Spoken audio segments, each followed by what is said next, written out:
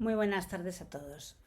Vamos a seguir nuestra guía sobre herencias y hoy nos vamos a centrar en un terreno que parece menor, pero que es de los más frecuentes en día a día. ¿Qué pasa cuando alguien fallece sin dejar testamento?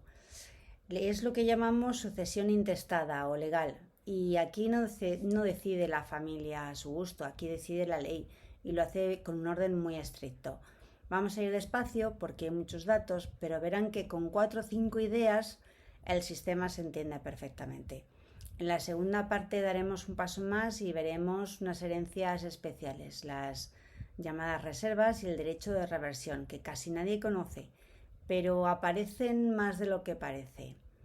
Como siempre, pues traduciré cada artículo del Código Civil al lenguaje de todos, con ejemplos reales también del despacho. Empezamos. Este es el mapa de hoy. Arrancaremos por lo básico, cuándo se hereda sin testamento y qué supuestos habrá en esta vía. Después veremos la lógica del sistema español, que se basa en el parentesco de sangre y reparte a los posibles herederos en 3 grandes clases. El bloque 3 es la maquinaria fina, las 3 líneas familiares y las reglas que gobiernan. El grado, la representación, el reparto por cabezas o por estirpes. Luego bajaremos al detalle. Primero descendientes y ascendientes, después el cónyuge viudo, los parientes colaterales y en el último escalón el Estado. Dedicaremos un buen rato a preguntas reales del despacho, que es donde todo esto cobra vidilla. Y en la recta final, las herencias especiales, las reservas y el derecho de reversión. Venga, cerraremos con las ideas claves y un glosario, como siempre. Vamos a la primera parada. Cuando una persona fallece sin testamento o con un testamento que no es válido, la herencia no se queda completamente huérfana. La ley toma el relevo. Es lo que se llama la sucesión intestada, también sucesión legal o ab intestato. Fíjense en la diferencia de fondo a la derecha. En la sucesión con testamento, el título es la voluntad del fallecido. Aquí el título es la propia ley. Es el Código Civil el que dice quién hereda y en qué orden, sin que nadie pueda cambiarlo a su gusto.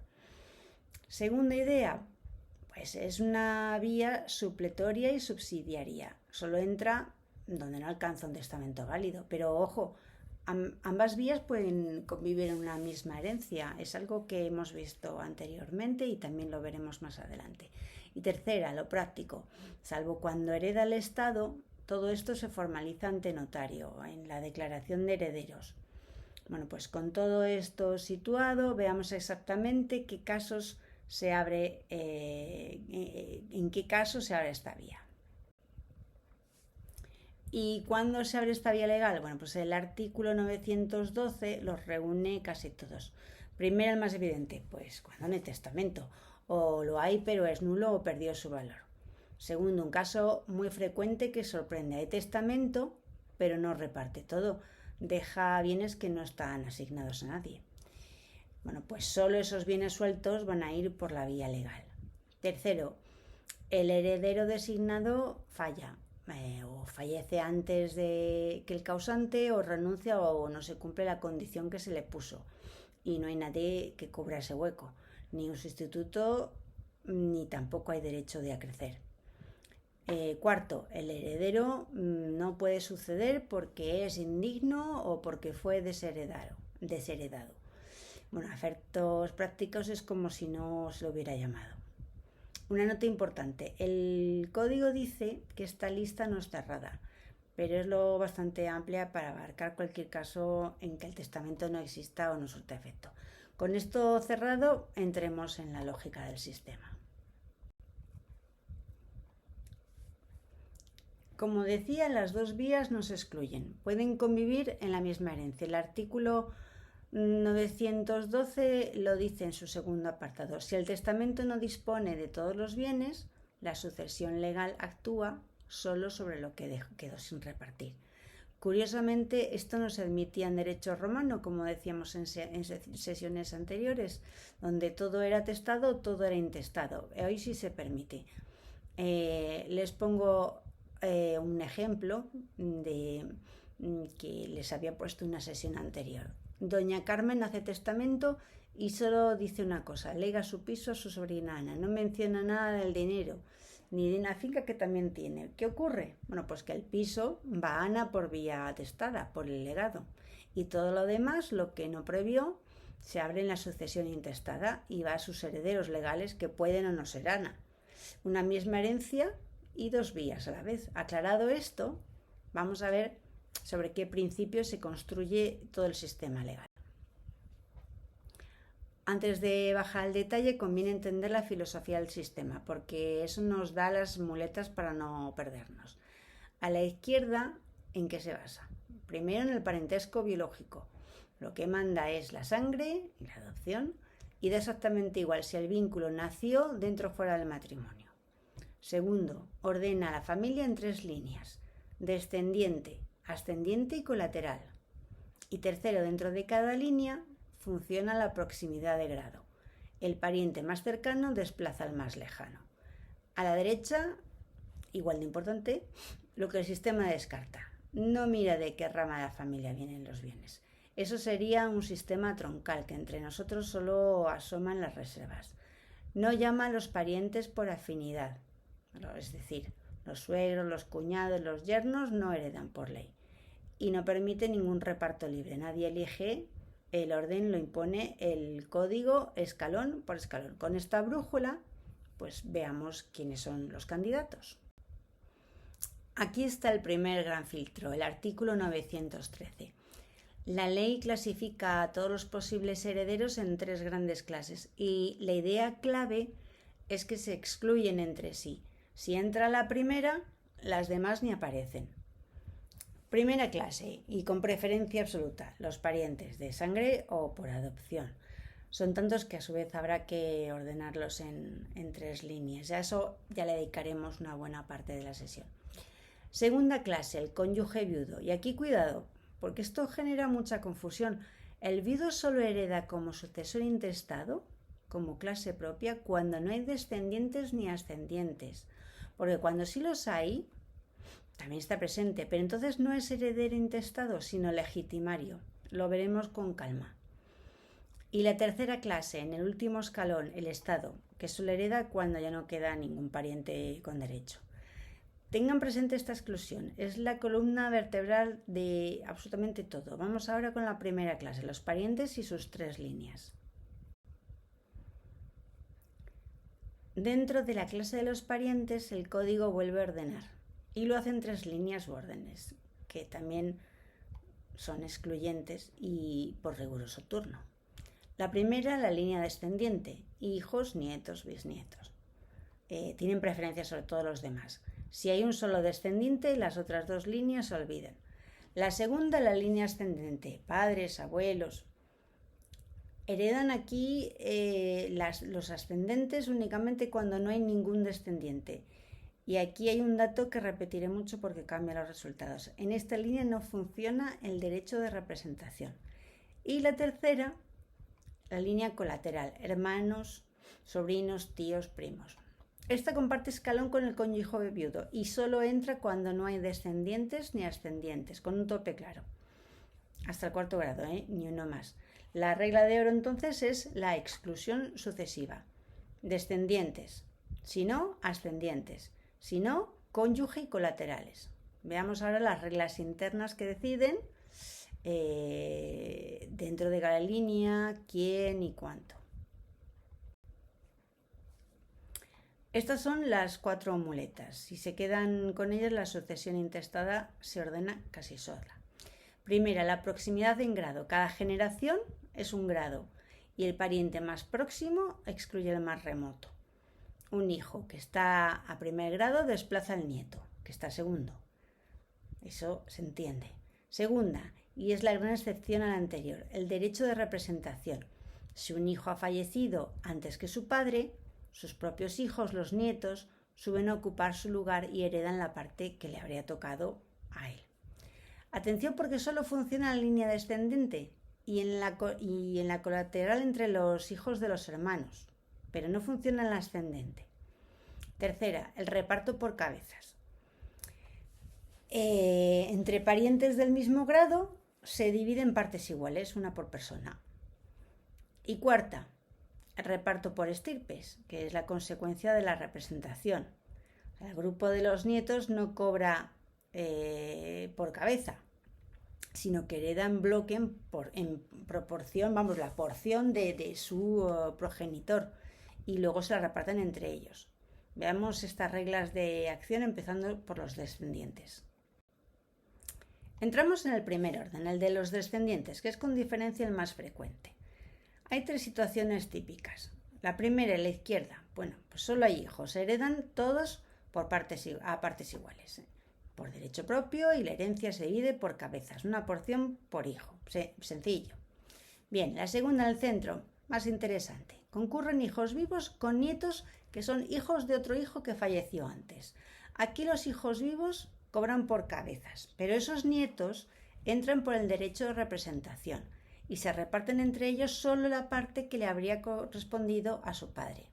Eso es lo que se llama heredar por estirpes. Y la tercera, a la derecha, no queda ningún hijo, solo quedan nietos. Bueno, pues heredan todos los nietos, pero la herencia se sigue dividiendo por estirpes para mantener el equilibrio entre las ramas. El artículo 931 lo corona con una idea importante: sin distinción de sexo ni de filiación y sin límite de grado hacia abajo. Veámoslo con un dibujo, porque la representación se entiende mucho mejor con imágenes. Arriba el causante, que fallece. Tenía 3 hijos, B, C y D. Los hijos B y C están vivos, pero el hijo D había fallecido antes que su padre, dejando a su vez 2 hijos, 2 nietos del causante. Sin representación, la lógica fría diría: como D ya no está, por su parte se la reparten entre B y C, pero la ley no quiere eso. Quiere que la rama de D no se quede sin nada. Por eso, los 2 nietos suben a ocupar el lugar de su padre. ¿Cuánto heredan? Bueno, pues la herencia se divide en 3 tercios, uno por cada hijo. B y C cobran su tercio entero. Y el tercio de D no se evapora ni va a sus hermanos, pasa en bloque a sus 2 hijos, que se lo reparten y tocan a un sexto para cada nieto. Eso es heredar por estirpes. Y eso es el derecho de representación. Fíjense en el detalle, los nietos acaban heredando a la vez que sus tíos. Bueno, vamos ahora a ver el segundo orden, los ascendientes. Aquí todo esto cambia. Si no hay ningún descendiente, subimos al segundo orden, el de los ascendientes. Y aquí la regla cambia de manera importante. Primer caso, a la izquierda. Viven el padre y la madre. Bueno, pues heredan por mitades. Si solo sobrevive uno de los dos, pues ese se lleva toda la herencia. Segundo caso, en el centro, en rojo, porque aquí la diferencia es clave. En esta línea no hay derecho de representación. Eso significa que si falta un progenitor, los abuelos de esa rama no suben a ocupar su lugar. Manda fríamente la proximidad de grado. Bien. El tercer caso, a la derecha, no hay padres, pero sí hay abuelos. Entonces la herencia se reparte por líneas. Una mitad para la rama paterna y la otra mitad para la materna. Y dentro de cada rama, por cabezas. Pero ojo, siempre con el filtro de la proximidad. Si en una rama hay un abuelo y en la otra solo bisabuelos, el abuelo, por estar más cerca, excluye a los bisabuelos de la otra línea. Lo veremos en una de las preguntas. Ahora una figura que se cuela en todas partes: el cónyuge viudo. El cónyuge viudo merece parada propia porque desempeña 2 papeles muy distintos y la gente los mezcla. A la izquierda, cuando hay descendientes o ascendientes del fallecido, el viudo no es heredero intestado, es legitimario y lo que recibe es únicamente un usufructo. Si concurre con hijos, el usufructo es de 1/3. Si concurre con ascendientes, es la mitad. Es un derecho propio, reservado por ley, pero es distinto de heredar la propiedad. A la derecha, cuando no hay descendientes ni ascendientes, el papel cambia por completo. Ahí sí es heredero intestado de pleno derecho y hereda toda la propiedad, con preferencia sobre los colaterales, sobre los hermanos y los sobrinos del fallecido.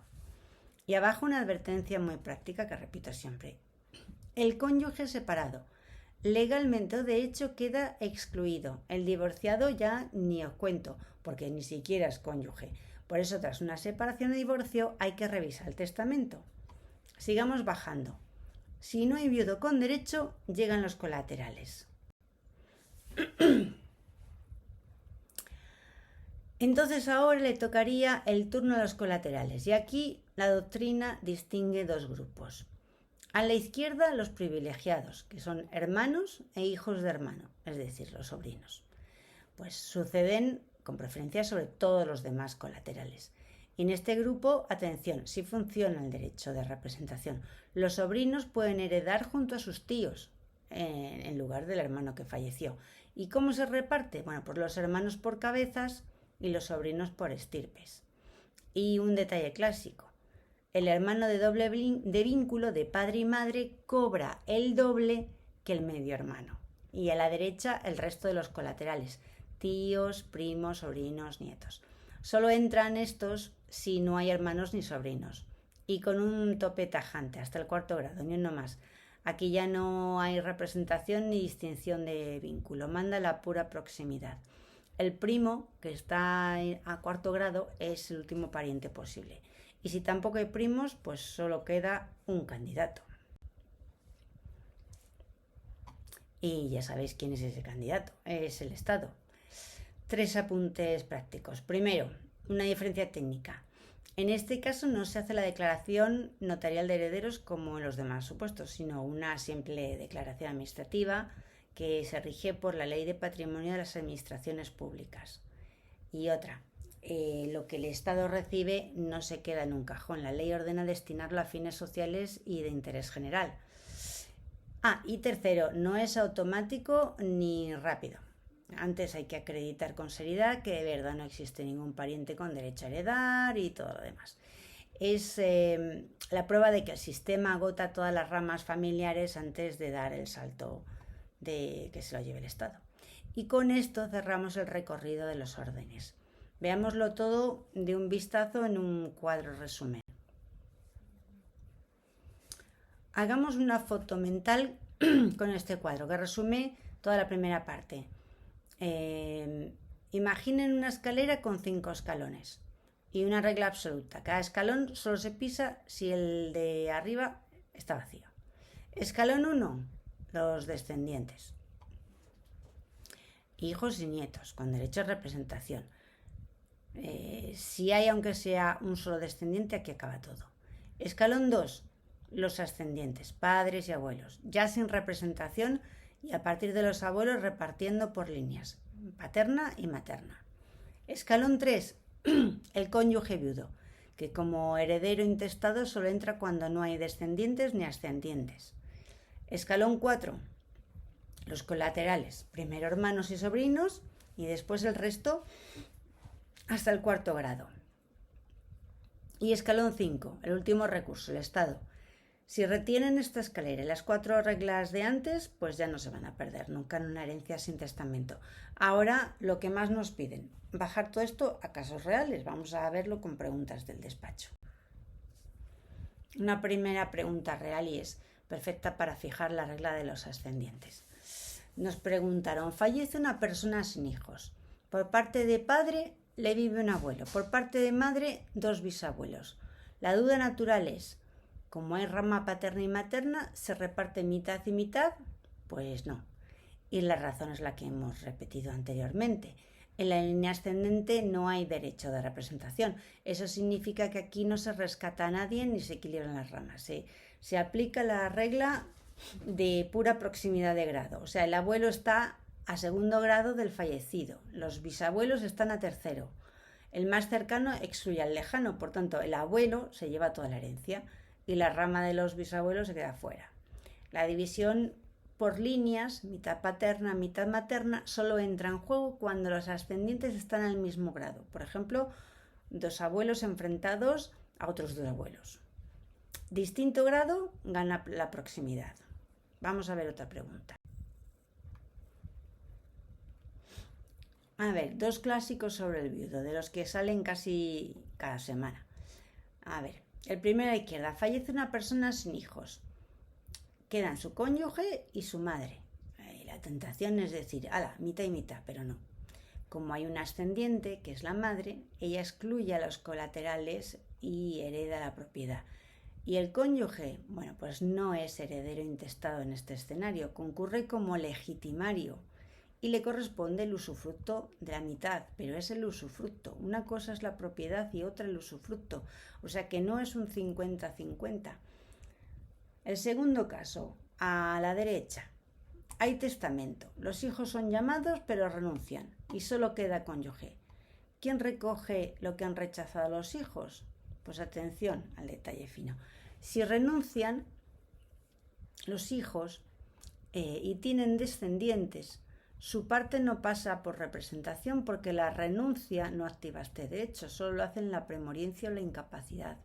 Así que se vuelve a recorrer el orden legal. ¿Hay ascendientes? Si no los hay, hereda el cónyuge como sucesor intestado.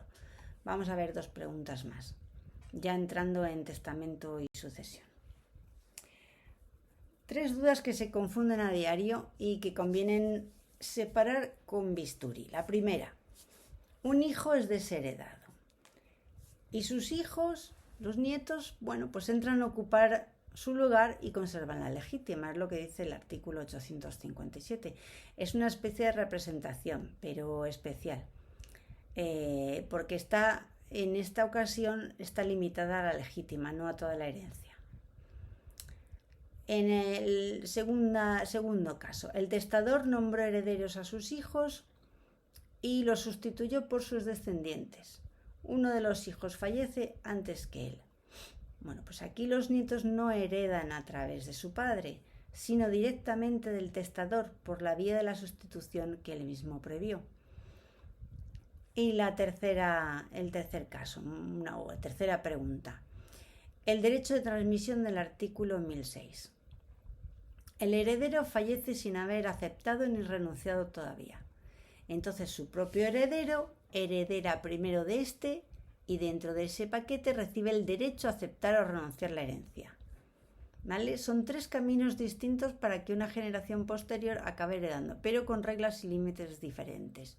Y ahora vamos a cambiar de tercio. Vamos a ver lo que son las herencias especiales. Existen unas herencias especiales, las llamadas reservas, que son poco conocidas, pero que aparecen más de lo que uno piensa. ¿Y qué es una reserva? Bueno, una reserva es un límite legal a la facultad de disponer. Significa que quien recibe ciertos bienes no es del todo libre con ellos. Y no es libre porque la ley los ata para que acaben volviendo a determinados parientes de la familia de origen. Esta materia gira sobre 3 piezas. La primera, los bienes reservables. Son unos bienes concretos que forman una masa separada del resto del patrimonio. Segunda, ¿qué es el reservista? El reservista es quien los recibe primero y tiene la obligación de conservarlos. Es un titular limitado, no un dueño pleno. Y la tercera, los reservatarios. Son los destinatarios finales, a quienes pasarán esos bienes si la reserva se consuma. Y la clave teórica la tenemos abajo. Esto no es exactamente ni un usufructo ni una sustitución. Es una figura propia, una sucesión especial, donde un patrimonio separado viaja del primer causante hasta los reservatarios. Veamos las 2 reservas que regula el código. Primera reserva, la ordinaria, también la llamada viudal, que es la de tradición histórica. ¿A quién protege? Bueno, pues protege a los hijos del matrimonio frente a la llegada de un nuevo vínculo. Sigan los pasos. A ver, 1. El viudo recibe bienes de su cónyuge fallecido por herencia, por legado o por donación. Bien, ese viudo pasa segundas nupcias o sin casarse, pues tiene un nuevo hijo o lo adopta. 3. En ese momento nace la obligación de reservar esos bienes a favor de los hijos del primer matrimonio. La idea de fondo es de pura justicia familiar. Esos bienes vinieron de la primera familia y deben quedar para sus hijos, no diluirse en la nueva. Fíjense en el matiz curioso de la derecha, que luego da mucho juego para la práctica. Se puede ser dueño de los bienes sin ser todavía reservista. La condición de reservable nace después, al casarse de nuevo. Por eso surgen problemas con las ventas hechas antes o después de ese momento. Y abajo, la mitad de gananciales queda afuera y el reservista conserva facultades, incluso puede mejorar o desheredar en esos bienes. Vamos con la segunda reserva. La segunda reserva es la reserva lineal o troncal, que está regulada en el artículo 811 del Código Civil. Y su finalidad es evitar que determinados bienes pasen de una rama familiar a otra distinta de aquella de la que proceden. Vamos a seguir el recorrido del esquema. Un ascendiente, por ejemplo un abuelo o un hermano, transmite gratuitamente un bien a un descendiente, por ejemplo a un nieto o a un sobrino. Si ese descendiente fallece sin descendencia y el bien pasa por sucesión a un ascendiente suyo, ese ascendiente se convierte automáticamente en reservista. ¿Y qué significa esto? Bueno, pues que no podrá disponer libremente de ese bien, sino que deberá conservarlo para determinados parientes del descendiente fallecido. Estos parientes del descendiente fallecido tienen que estar dentro del tercer grado y pertenecer a la línea de la que procedía el bien, es decir, a la rama paterna o materna de donde vino originalmente. Por eso se habla de una cierta idea de troncalidad. Lo importante es que el bien permanezca en la misma rama familiar de la que salió. Esta reserva presenta dos particularidades importantes frente a la ordinaria. La primera es que la obligación de reservar nace desde el mismo momento en el que el ascendiente adquiere el bien por sucesión. Y la segunda es que si en un caso concreto pudieran concurrir ambas reservas, la reserva ordinaria tiene preferencia sobre la lineal. Y con esto llegamos a una institución muy próxima, aunque técnicamente es bastante distinta, que es la reversión del artículo 812 del Código Civil. Cerramos las herencias especiales con una figura muy próxima a las reservas, el derecho de reversión del artículo 812 del Código Civil. La idea es bastante intuitiva. Un ascendiente, por ejemplo, un padre o un abuelo, dona un bien a su hijo o a su nieto. Si ese descendiente fallece sin dejar hijos u otros descendientes, la ley propone que el bien donado vuelva al ascendiente que se lo entregó. La lógica es sencilla. Si el bien salió gratuitamente del patrimonio de un ascendiente y la línea descendiente se extingue, el legislador considera razonable que ese bien retorne a quien hizo la donación. Bueno, pues hay tres ideas que conviene recordar. La primera es que no estamos ante una reserva. Mientras que en las reservas existe un reservista obligado a conservar determinados bienes para otras personas, aquí lo que existe es un verdadero derecho de reversión, reconocido por la ley a favor del donante. La segunda es que opera automáticamente cuando concurren los requisitos legales. No depende que el ascendiente haya previsto nada en la escritura de la donación ni de que el causante lo haya dispuesto en el testamento. Y la tercera es la cuestión que suele generar más dudas en la práctica: la donación de bienes gananciales. En estos casos, la jurisprudencia ha entendido que si sobrevive uno de los cónyuges donantes, el bien remite a la comunidad ganancial y no exclusivamente al cónyuge superviviente, lo que tendrá después consecuencias en la liquidación de la sociedad de gananciales. Y con esta figura pues terminamos las sucesiones especiales y podemos pasar a recapitular las ideas fundamentales. Recojamos lo esencial en 7 ideas. 1. Sin testamento es la ley quien decide quién hereda y cómo se hereda. Es una vía supletoria, pero puede convivir con la testada en una misma herencia. 2. Hay 3 clases excluyentes: pariente, cónyuges y estado, y cada una cierra la puerta a la siguiente. 3. Dentro de los parientes, 3 líneas por su orden: descendientes, ascendientes y luego cónyuge y colaterales hasta el 4º grado. 4. Las 4 muletas: proximidad de grado, representación, reparto por cabezas y por estirpes. 5. Y subrayenla: la representación tiene límites. Solo se da en descendientes y entre hijos de hermanos, nunca entre ascendientes, y no se activa con la renuncia. 6. El cónyuge desempeña 2 papeles: Es legitimario con usufructo cuando hay descendientes o ascendientes y heredero pleno cuando no los hay. Y 7. Existen las herencias especiales, reservas y reversión, donde ciertos bienes vuelven a su familia de origen. Con estas 7 ideas ya dominan el bloque.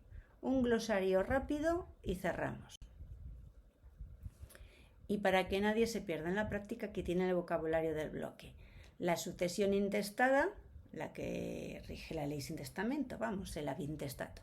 La vocación y la delación, que son el llamamiento general y luego el ofrecimiento concreto para aceptar. El grado, cada generación de instancia que mide la proximidad. El derecho de representación, cuando los descendientes ocupan el lugar del pariente premuerto. El reparto por cabezas, que es persona a persona, frente al reparto por estirpes, que es en bloque por cada rama.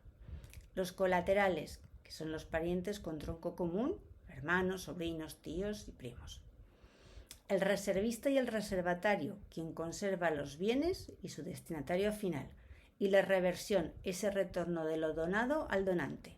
Hagan una foto si quieren de esta diapositiva, porque son palabras que oirán en cualquier notaría o en despacho cuando se hable de una herencia sin testamento. Y con esto ya cerramos. Y hasta aquí el tercer bloque.